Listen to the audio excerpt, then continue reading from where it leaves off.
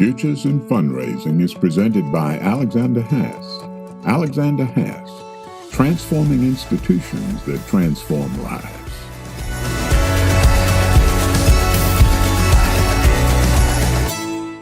Hi everyone, and welcome to another episode of Futures in Fundraising, where we look back at the careers of successful development professionals and ask them to talk about how their career experiences can help you shape your own future and the future of philanthropy. Today we're happy to have with us Jim Hackney. He's the Senior Director of Development at the Yale School of Divinity. I've known Jim for longer than either of us would probably care to admit. Jim, welcome to Futures in Fundraising. Thank you, David. It's good to be with you as always. Jim, you've had a very interesting career path in fundraising. One of the things that I've always found most interesting is that your career, you really followed your personal passions in all of the jobs that you had, rather than just looking for the next best opportunity with maybe the next highest pay raise. So I want to ask you, if you will, to take us all the way back to Wofford College and walk us through your career and how you ended up at the various places you ended up, and specifically why you wanted to be at those places.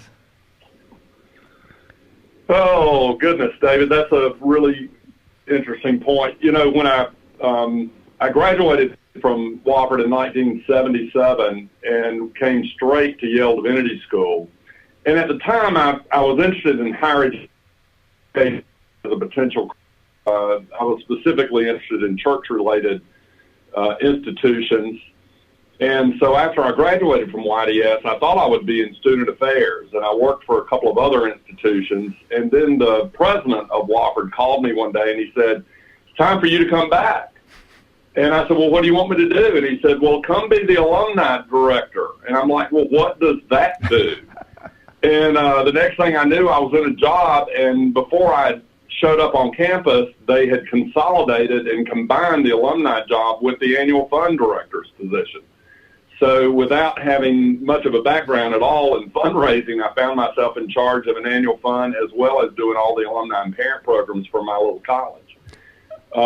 Within a couple of years, it was clear to me, as much as I enjoyed the alumni work, I was really fascinated with the development work.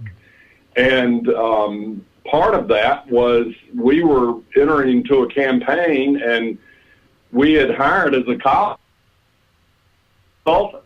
And so Doug Alexander and Del Martin really spent the next 4 or 5 years with us on our campus, leading us through the first real successful campaign Wofford had in years, and taught me development, taught me fundraising. And it was something that I really was drawn to because I could easily see the impact of things that we were doing and how it had on an institution that I cared dearly about.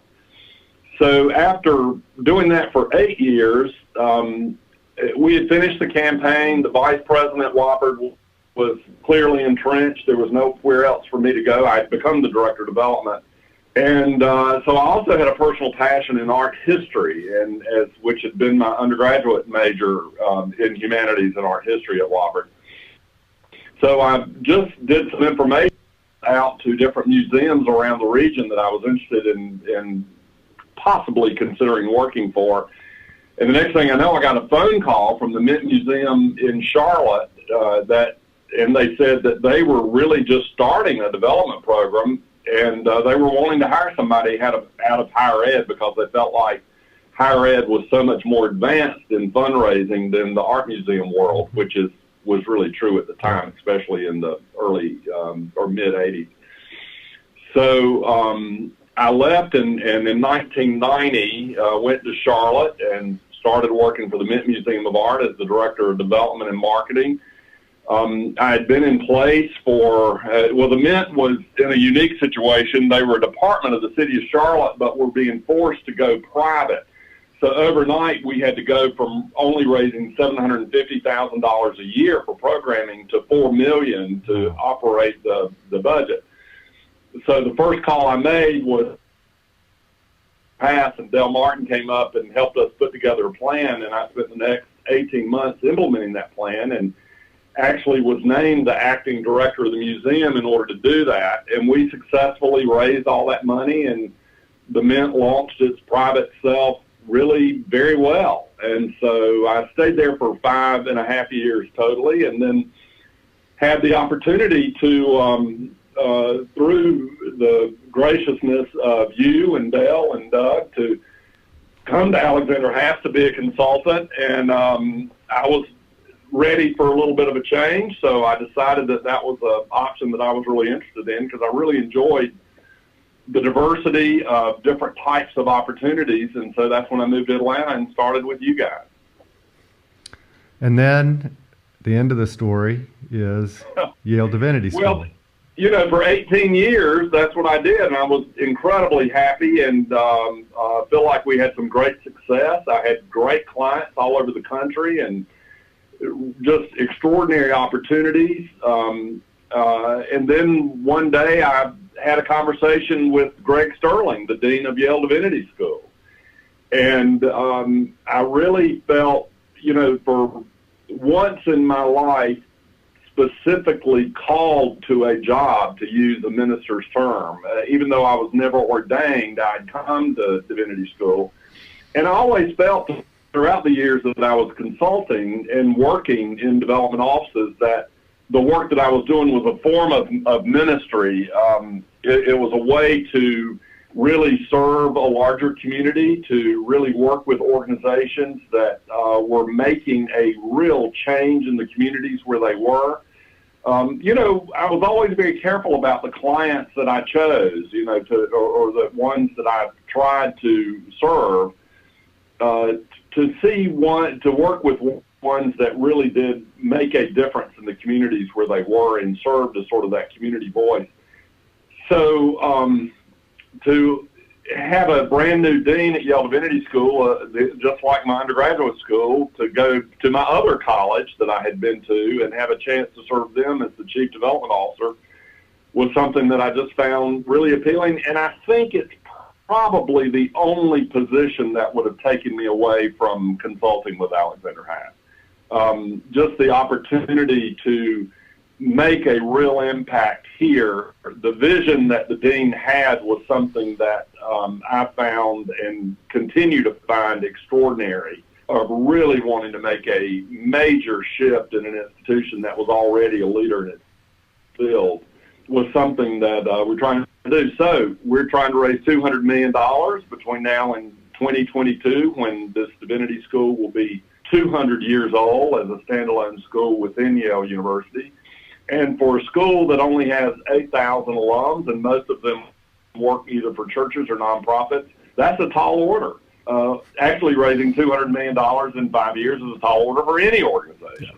But for us, it's a matter of being a part of one of the world's great institutions and realizing that, you know, we all know that money follows great ideas, and we've got great ideas. And so I'm really having a great time trying to implement this program and find the funding we need to do what we want to do. And as I recall, Jim, in the years that we worked together, one of the probably the only time you and I ever had any conflict was when your passion for your client was so intense that, as I used to say, Jim, you're drinking the Kool-Aid. We got to be a little more objective here. So I think that, you know, the comment about you following your passion and choosing clients that could have impact, you know, I can validate that experientially. I think that's exactly the way that you handled your consulting career. All right, we need to take a break now, but when we come back, I have a question for you, Jim, about that final, well, we think it's final, I guess, that final move from consulting back into working in an institution. So we'll be back after a short break with Futures in Fundraising.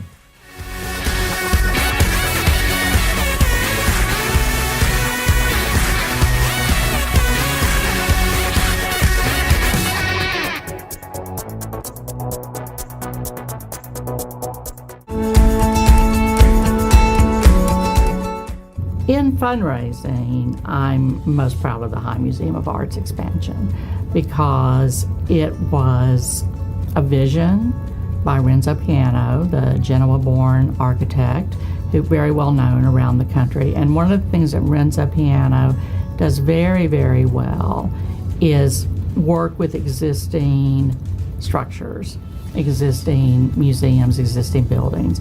And he has just a gift for marrying two buildings together or fleshing out a campus. You can see his work at the Morgan Library in New York. In fact, one of the really good examples of this I see. But at the High, he took what we had, which was a star building, Richard Meyer designed building, and he took the Woodruff Art Center, which is kind of utilitarian building. Does a lot of things inside, but not so great to look at outside. And he filled in the blanks. He designed a campus where we added 3 buildings to the complex, and not only designed a campus, he designed a new way of experiencing the arts in Atlanta. And it was great. He was smart. The donors were lovely. The director, Michael Shapiro, worked 23 hours a day. And even though I was working about 20 hours a day because he was working 23, it was just a wonderful feeling. And even now when I go by there on Peachtree or have a chance to stop in, I feel like I had something to do with that. That's important. In consulting, the clients who aren't sure that they can make something work are the ones that I often found very satisfying, because we help them build their confidence without it being false confidence. And so I think that's a very interesting thing, but also a very good thing. And so I'm not going to single out any one client, but I would say every year I have 1 or 2 clients that weren't really sure they could make it work, and then they made it work.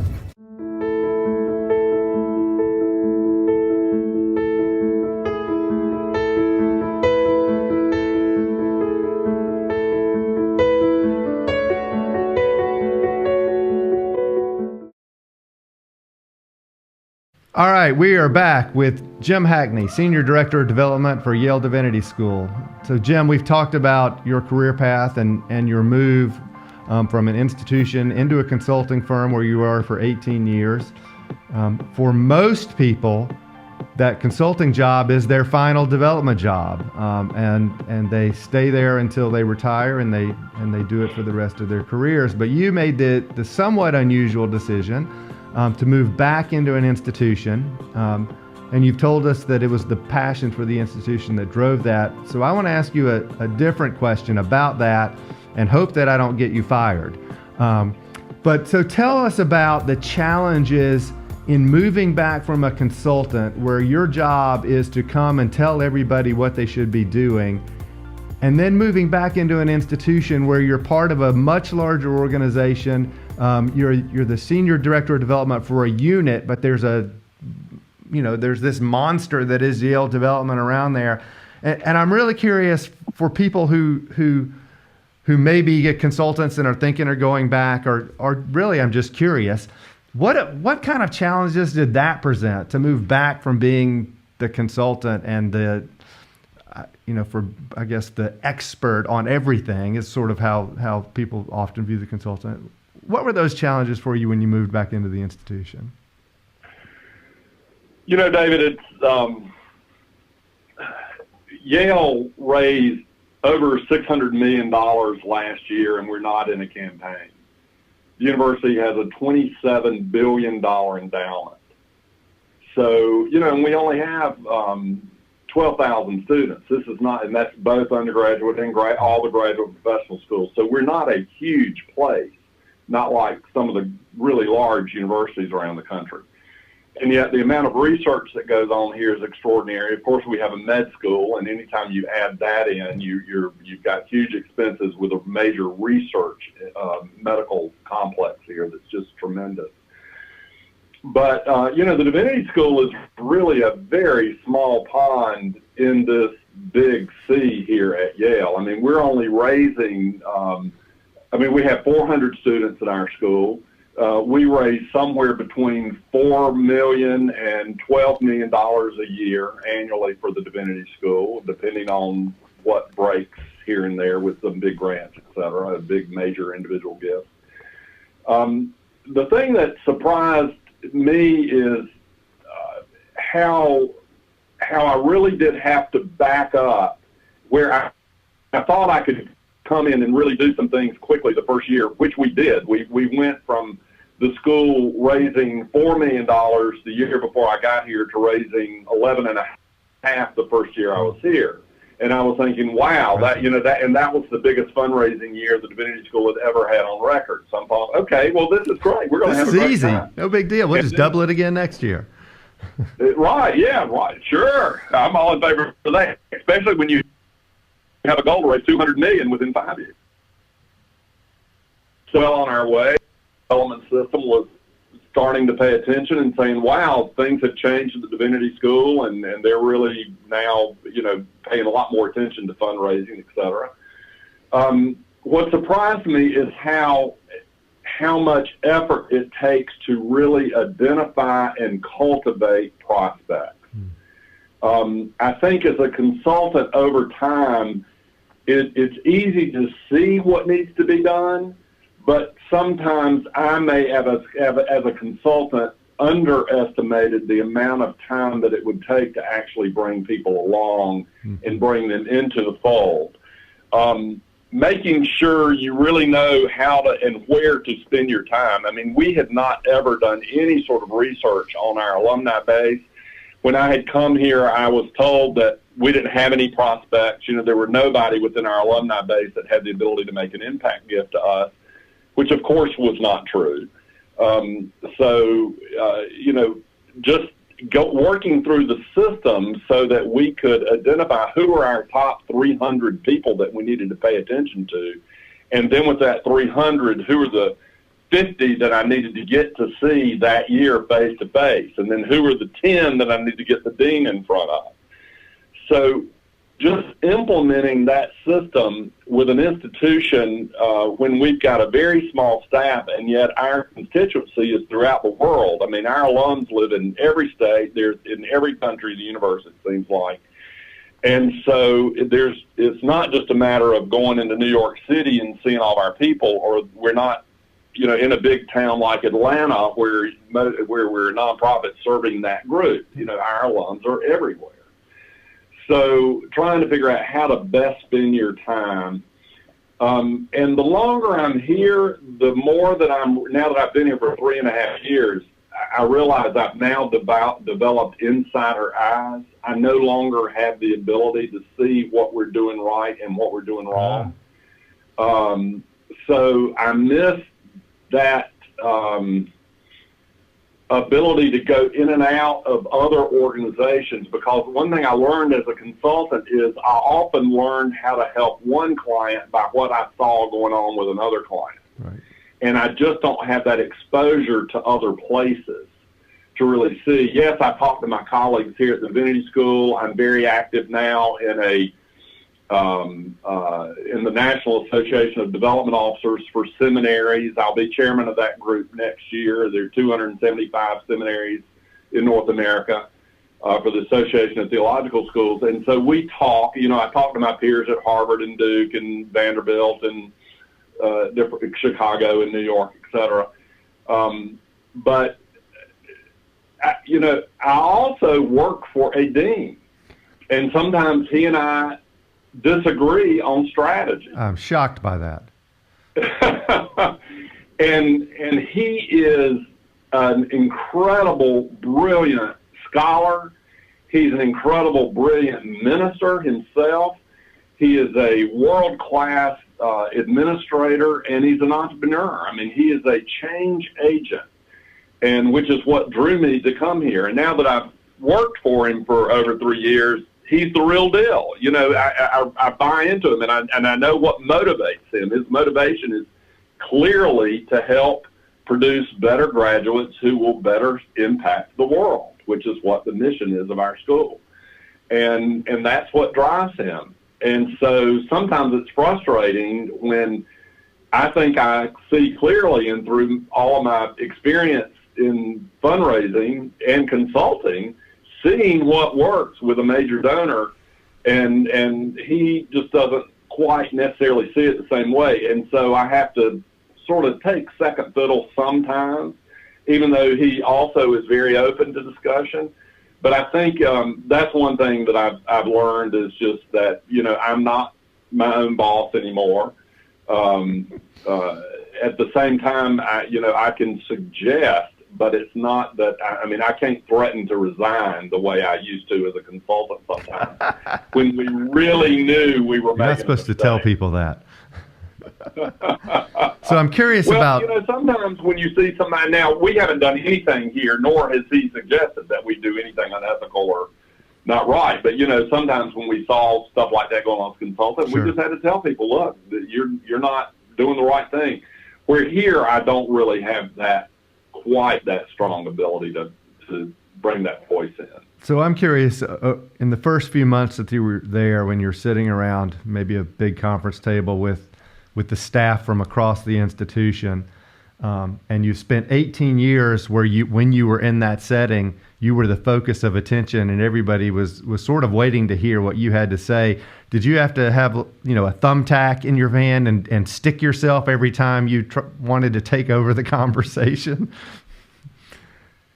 And you know me, I'm sort of the ultimate extrovert anyway. I always want to get my words in. So I found myself, I knew to come into a place like Yale where you're surrounded by incredibly competent people. Mm-hmm. This university is blessed to have some of the finest fundraisers that I've ever seen anywhere that are just incredibly dedicated and good at what they do. So for me to come in and start seeing systems and strategies that I didn't think weren't quite right, I knew I just needed to sit there for a while. So I made myself promise for the first 6 months I would just sit back and listen. But there came a time where, I just knew we didn't need to be doing something differently. There are 13 different professional and graduate schools at Yale. Those of us that are chief development officers in all this group, we meet regularly with our associate VP within the university system for the main development office, the central development office. And,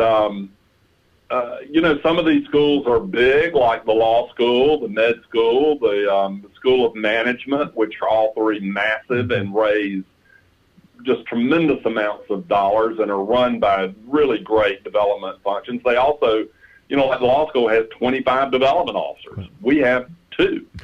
So, I can't exactly compare myself to what they do.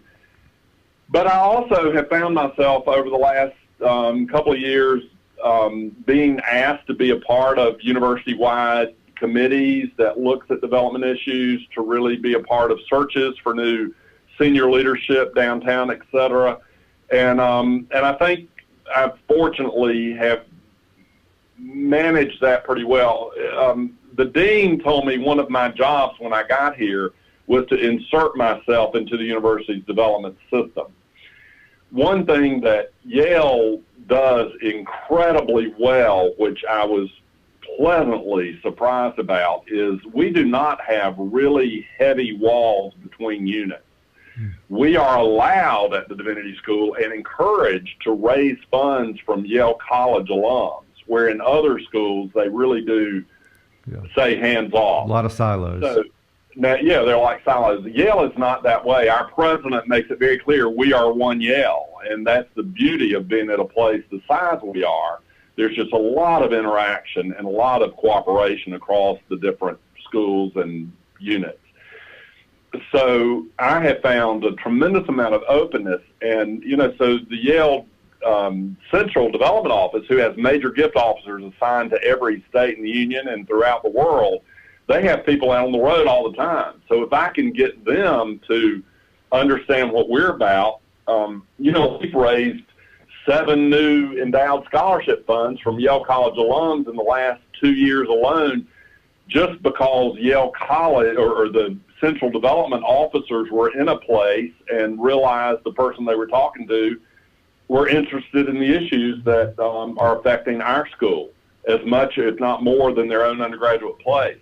And so they were, and Yale rewards them as a development officer. They get full credit for bringing in money for our unit just as much as they do for Yale College. So that's been a real pleasant surprise about that. So there's a lot of interaction. We have our moments. There are times that I would like to go to a prospect and it's blocked for a little while, but usually when I hear the reason why it's blocked, I agree that would be inappropriate for us to take it to. Yeah, I think that's great advice for anybody starting a new job, is to sit back and get the lay of the land before you inject yourself. But I think it's especially challenging for someone who's had an extensive consulting career, because as anybody in my immediate family, and I bet yours too, would attest, giving your advice, whether it's wanted or not, is an occupational hazard of being a consultant for a long time. Absolutely. Jim, I wanted to ask you one more thing before we let you go. It is Futures in Fundraising, and one of the reasons that we started this process was to help people who are contemplating careers, or early in careers, or even thinking about what's next in their career, to advance their careers. We all come at this field from such diverse and different backgrounds that there's no clear-cut path to it. You know, as you came out of alumni relations, and sort of they threw you into development, which happens a lot. So one of the things I wanted to ask you as a last question is, as you think back on your career, and you have a very good perspective on this question because you've worked with so many development officers as a consultant, but what advice would you give to people either entering the profession or early in their career in the profession, that will help them to be successful as development officers? What are the key things to you? You know, I think early in your career, it's much more important to make sure that you are in a larger shop that has a senior person there that you can mentor from. I just don't think there's anything like experience.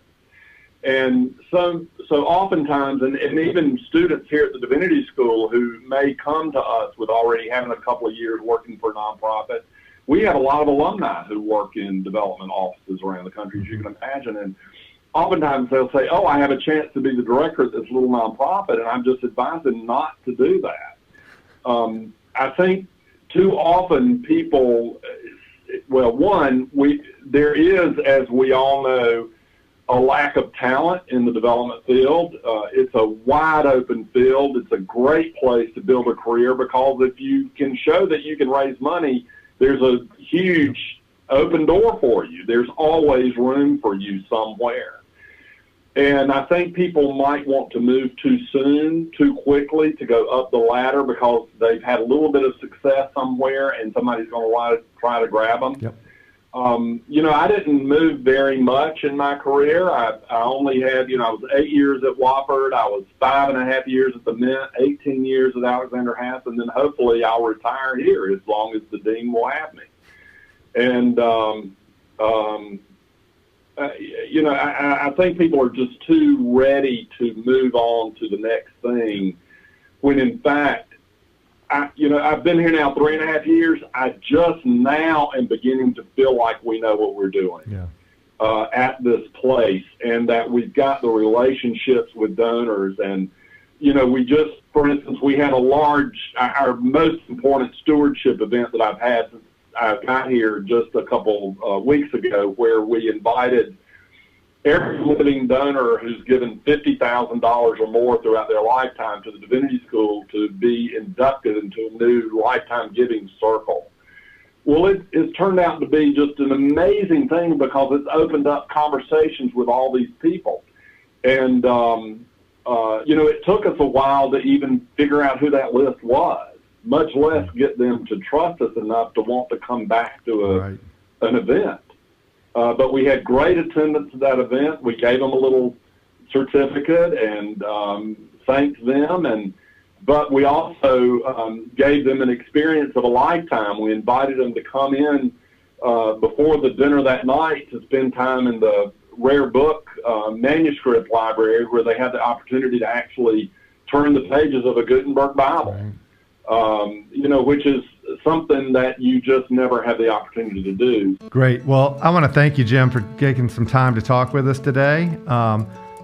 You really do have a unique perspective, and I think your passion is one of the things that has driven your career, and I think it shows in everything you do. Thanks everyone out there for joining us for this episode of Futures in Fundraising, and we hope you'll join us again next time.